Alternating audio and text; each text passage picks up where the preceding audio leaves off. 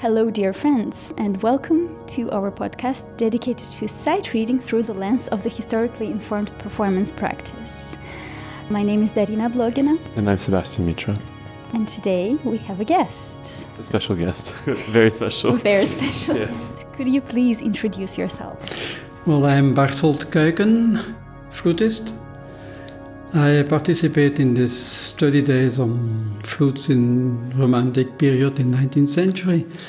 And I have played those flutes quite a lot and other flutes since long time. And I was happy to be invited for this event. And I like very much the open spirit of people. As much in the listeners as in the very first place, I think, the ones who play. Who dare to play, because it's not an evident thing to play even before your teacher, before your teacher's teacher, before specialists. It's streamed or broadcast or whatever it's called. So for some players that can be extra stress. For others they don't care. And characters are different. But I'm very happy to be here. In the morning you read your paper, and I was fascinated by the words that you used. For instance, unwanted refinement, related to the fingerings of the 19th century so-called simple system flute. And my question was, it gives us so many possibilities, this unwanted refinement with a lot of fingering possibilities. What does it lead us to? Well, it leads us to either saying, wow, there is something I have to study and to do. It's not enough to know about it. I can read or write a paper about that, but that's totally useless as long as nobody does it. So the moment for myself I read those old treatises, tons of them. And you start to realize that it is not just one crazy flutist who did this, but that the kind of top players were using that. And then you say, well, it's not enough knowing it. I have to do it. And then you start studying, I guess you could call it, and trying out on one instrument, and then see that the things that work on one instrument don't necessarily work on another one, or differently. And then after a while, you start to see the system behind it, below it. How do they arrive at the idea that one can take different finger positions for the same note? And when that starts, things become a bit easier. Because now you can invent just as well as they could. So I don't have to learn all 128 fingerings of whoever. But I can just think, okay, there is a C. And the fingering I first played isn't pleasing me. Or is not in tune, or not in tune with myself, let's say. Maybe with the pitch, but not with the piece. Well, how can I look for another one? And when you have studied the historical ones, at some point you know how to do that. And you search until you find exactly what you want. And there my guideline is always that basically every note I want to play is a note I want, what I would say, to sell to an audience. After all, usually they paid their tickets to come to the concert. So there is some kind of selling. So I need to be, or I want to be proud of what I'm selling. But then I have to go all the way. The other thing is about, because you mentioned before that every note that you play is that you imagine how it should sound, and that's your will in this note. And my question is, well, I immediately have so many questions and my brain starts working, which is a good sign. But I was thinking about the side of interpretation and the text that is written on the score in front of you that you see. So if you put your interpretation and your will into what you see, how do you combine those things, the written source, the text, and your interpretation? If there is an interaction between those two things, and if there is a compromise sometimes, how do you deal with those things? I would say in the first place that I don't totally agree with what you say. There is not my will, there is not an interpretation, but there is reading a score, seeing it, not playing, seeing it, and imagine how it could sound. But of course that imagination is linked to all you have learned around that piece or that period. I mean, if I have to study a contemporary piece, maybe I'm just too old. No. In the sense that I don't know enough anymore what language that piece wants to speak. I did lots of contemporary stuff until the mid-80s or so. And then I was fluent in that language. So then I felt entitled to do it. Now it would feel like speaking a language that I don't know well enough. Or only phonetically speaking some Korean or so. Somebody could probably teach me a sentence in Korean, yes? But I still wouldn't know what it means. Or why there is an accent here, and the lengthening there, and the pitch difference there. I can learn it, but I would feel strongly ashamed if I would sing in a language that I can't speak. And this is the same when reading a score. I have to learn the language of that score, of that composer, of that period, of that instrument. And out of all those things, mixed with literature and art and architecture and gardening and whatever you can imagine, slowly there is an image crawling out of nowhere, basically. And I would never call that an interpretation. It's not something I put on top of a score. It's something that has to come out of the score. But it will only come out if I'm open enough to let me, let myself being surprised by what comes. So it's much more a kind of, well, you should become good friends with the score. And your friend will tell you, come on, guy, this needs to go otherwise. Oh, I need this, I need that. Why don't you play that? So it's much more the questions than the answers.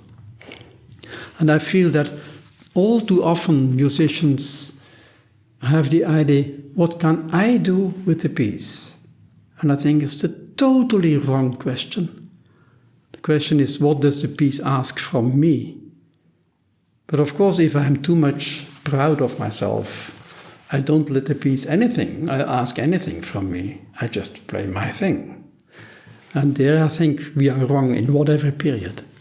Do you think it's linked to this question of losing refinement or losing this approach in this Not search? necessarily. I hear the same in modern violin playing or in old violin playing. It's a character problem. It's putting yourself in front of the music stand or not. And there are moments, I think, of the situation of a cadenza in a concerto. Maybe that's a moment where the performer puts himself in front of the music stand, but then goes back. Yeah? But if as a performer I constantly stand before the score, I feel I'm doing something that's not fine. How do you find this inner radar in yourself? I was always fascinated after you're listening to your masterclasses or lectures. You have so much curiosity about every note. How do you, because you're a great researcher and scientist. Well, I'm not. I'm just a stupid musician. But I ask myself and others tons of questions. And maybe another thing is that I don't take myself too seriously. seriously enough, because when you play, you have to be convinced of what you're doing. But at the same time, there are all the questions there. How to open the eyes and see them, and ears and soul. Heart in the first place. And that's a question, for me, question never starts with the instrument. The question starts with the music I see in front of me. And I know that any notation is an approximation of what the composer thought. I can't conceive that music would consist only of whole notes, half notes, quarter notes, eighth notes, 16th, 32nd, etc., and a couple of triplets. Why not 27th? Or 13 and a half? Yeah? So they try to do their best in writing. And then I feel like I should learn to decode more or less what they have written, as far as I can understand it. Could you speak a bit about where that came from, actually, and when this curiosity or when this way of questioning started for you? I'm afraid I was born like that. That there is, as long as I remember, I have been asking questions, not only to my parents or my brothers, but to myself in the first place. Or I always had this feeling that when I was doing something, at the same time, a little devil maybe, or angel, depending, maybe devil, was asking me, do you really mean that? So that always gave me a kind of double direction, out and in. And I think that has been there since the very beginning. And I don't think I lost it. And I don't really want to lose it. Yes, I think it's a valuable... For me it is. It's a way also to laugh about yourself, to do something with all your conviction and then see it and say, come on, that was pretty stupid. And that's not bad. Also, before in the morning you mentioned there was a table of fingerings, and you mentioned something that this fingering is in the text, but there were others that are not written in this table. So, and I was curious about all this information that was not shown in the treatises or depicted, or that we know about it for sure. How can we research that amount of information that is kind of hidden behind? Well, that was a very easy one, because that was for the Quantz treatise, for the Baroque flute, a certain fingering that he gives in his fingering chart. It's already quite an exception if modern of today's Baroque flutists ever look at those fingering charts. Usually they say, well, I'm a flutist, I know that. Yeah. But then Quantz in his fingering chart gives one note. If you use exactly his fingering, it's really way too sharp. And that had been, disturbing me, of course.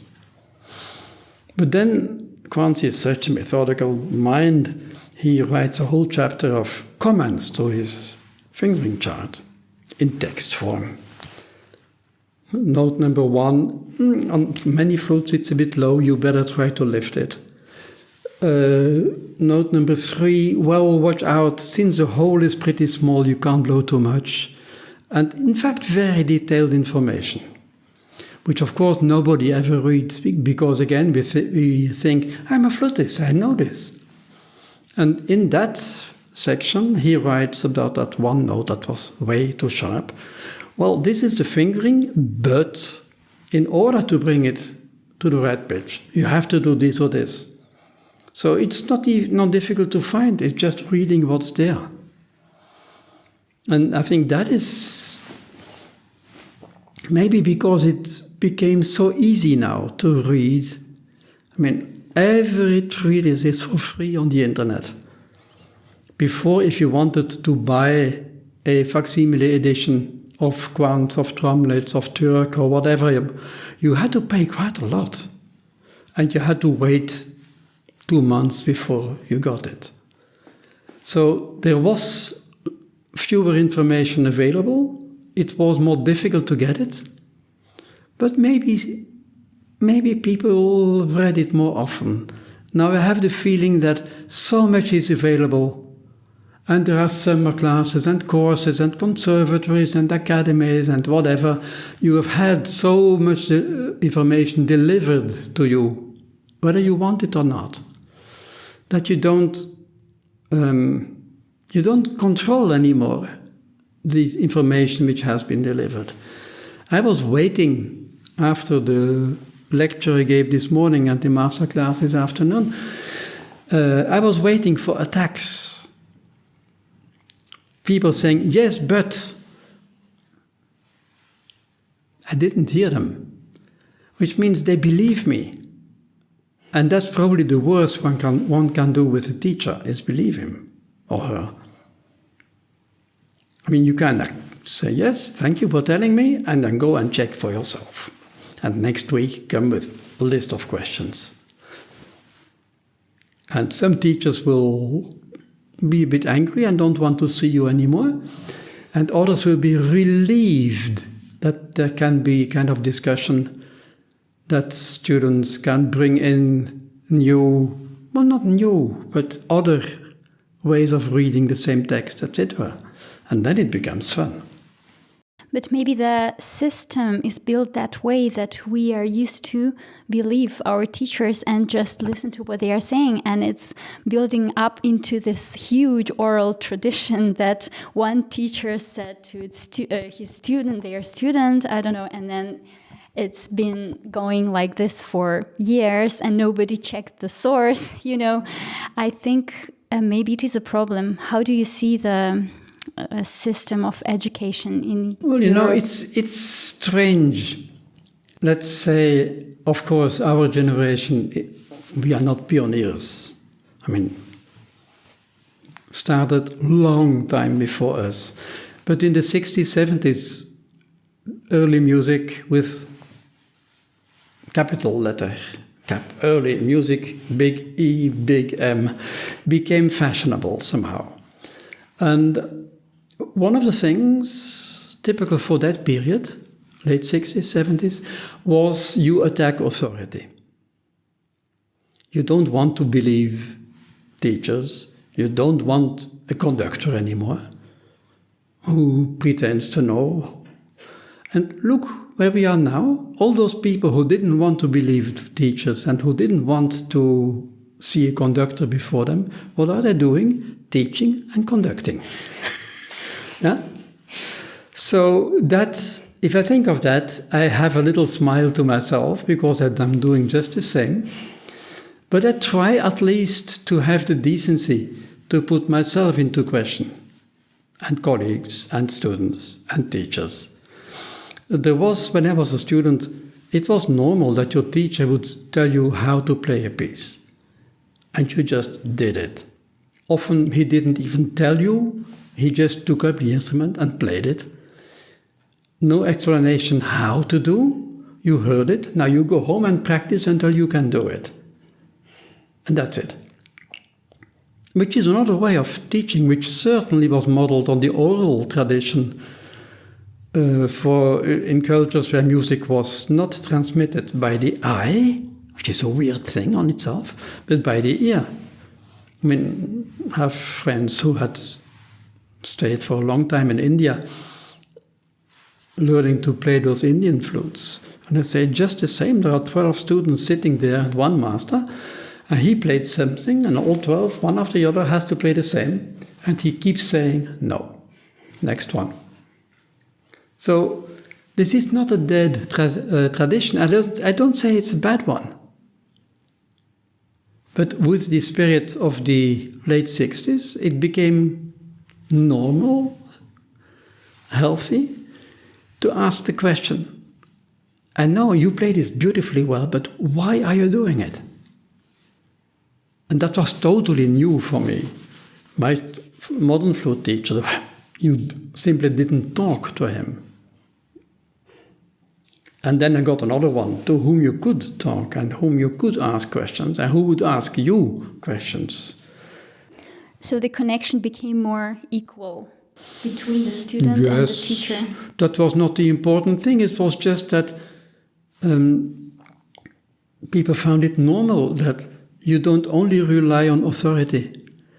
But it was the same in education, wasn't it? The 70s, late 60s, 70s, that was the moment. You are too young for that. But it's forbidden to forbid. And that kind of things. Yes. Yeah, flower power, all that kind of stuff. That was a generation. It's a great point of view to put it into this historical perspective, because somehow we think of early music, but we don't include this into the context of...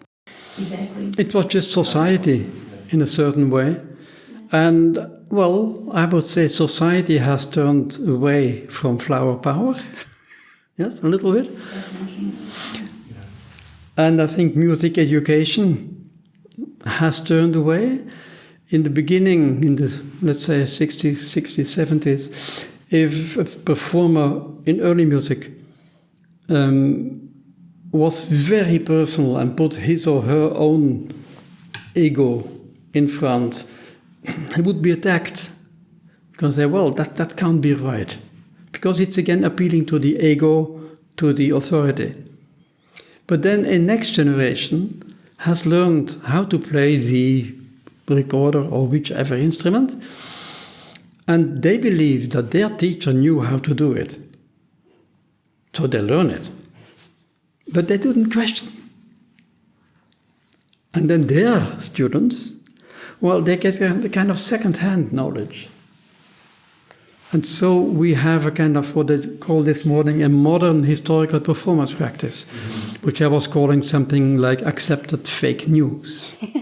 Oh my God, yes, that's true, actually, yeah. So there's a certain standardization and canonization of the works. Yes, and also, of course, I see there is a big influence from the modern music culture, pop culture, whatever, rock, pop, whatever you want to call it, where the ego is very much cultivated. And I know so many people who would actually prefer to be on stage in that setting rather than playing the oboe. Mm-hmm. So I know people who are jealous of that star culture. And then they try to behave as if they are such a star. And then the decor becomes important. Let's say that the wrapping of the music becomes too important.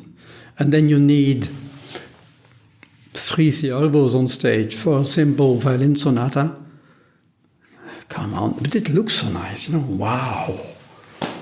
Yeah? So today we go watch a concert, but not listen. Last time it becomes a show. Last time I went to the opera in Brussels. It's already 20 years ago, probably. They played Pelléas Debussy, which is my favorite opera anyway. And it was with very good soloists. So I was so happy. But 90% of the time I have sat with my eyes closed and my hand in front of my eyes. Because I couldn't stand what I saw. It had nothing to do with the music and with the argument. Yeah. And that is what I feel. At some moment, the wrapping of the music is taking overhand. And then I say, no, thank you. Yes, but it can be also individual that, like, for instance, for you, the wrapping does not go along with the music. But maybe there are some people that can, obviously, because they stage those things, that they perceive it as something cool. Yeah, there are other values. And I think those are not values that impress me very much. They don't touch me at all. Or if they touch, it's rather by getting uneasy with them, because that field doesn't add anything to the music. So why would I do it? I've actually spoken to your brother Sigiswald about this, and also with his daughter Marie. And I think they're of the same opinion in terms of staging. And they're very into historical staging, of course. I was wondering if you're very closely connected, well, obviously. Of course.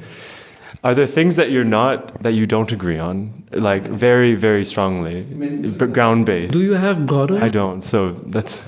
I do have a brother. Do you always agree? No. even now with the war situation, I think I cannot talk to my family. Yeah. And then something I would say about family things. Did you always do what your mother told you to do? Oh no, I should not do that. That's about how I feel about teachers. Yeah.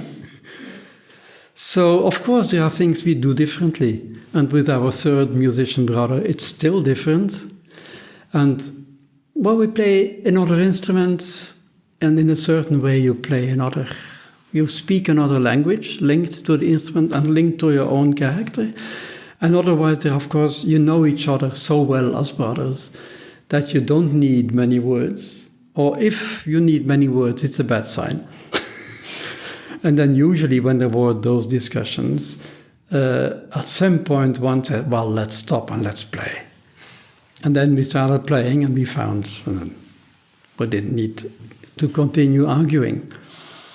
But that's a question also of confidence in each other. Something that I've often heard people seeing the three of us play together, they say, you never look at each other when you play. I said, but why would we? We have ears. And you kind of feel when the right moment is there. Boom. Sometimes I have the same feeling when my colleagues in different ensembles, they demand the eye contact. And sometimes I feel at this moment it's not needed. I don't have anything against the eye contact or on stage. I think it looks also nice. But sometimes I feel like it's coming to this point when people are trying to be as active as possible and maybe does not really go along with the music or with the mood. With the moment, I would say. Yes. It's an experiment I have often done with students when they play even a duo for two flutes. And looking at each other and not being together. Yes. And then I put one in one corner of the room and the other in the other corner with their backs to each other that they couldn't see. And I said, now there is no loud breathing in, but you are going to start together. And they say first, no, that's not possible. I said, well, try. And at the latest, at the third time, it was palm together. Because they feel when the moment is there, the ripe apple falls. And that was so much more together than they could ever have had through the wrong medium, through the eye. I think the eye is wrong for the music. Just, I would say, as degree Celsius is wrong for measuring a distance. That is true. Yeah? It's about the same for me. It's not the right medium. Yes. My question is, maybe my last question, what does the definition of a real musician include for you? That is on purpose, that question. That is nice, it's a nice question. And I would say it has to do with contact. My first idea was, I was looking at that painting or photograph behind you and imagining it's a painting.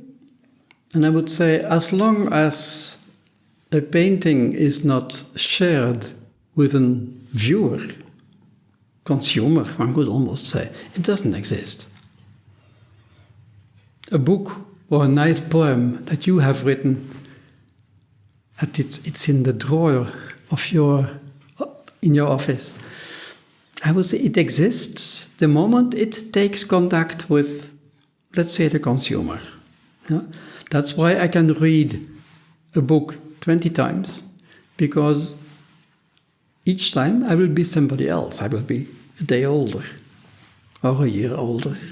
Yeah?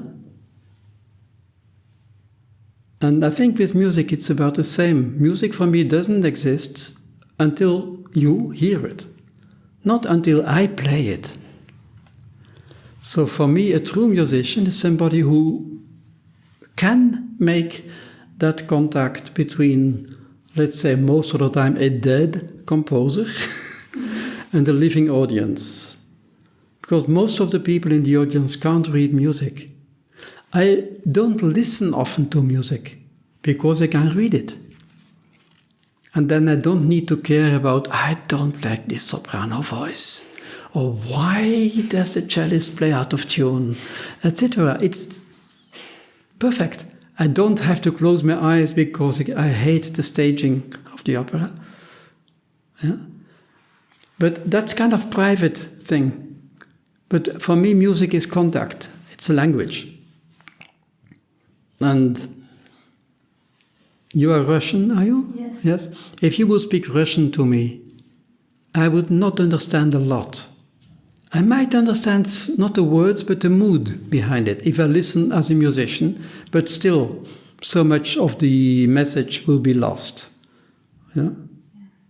And I think that's exactly where a musician is necessary, just to make that message understandable or accessible to the listener. Is that an answer to your question? That's a very good answer. Thank you. Thank you very much. You're welcome. Thank you. Yeah. Good. Thank you so much. Yeah, you're welcome. Fantastic. Those are things that are so difficult to talk about. Yeah.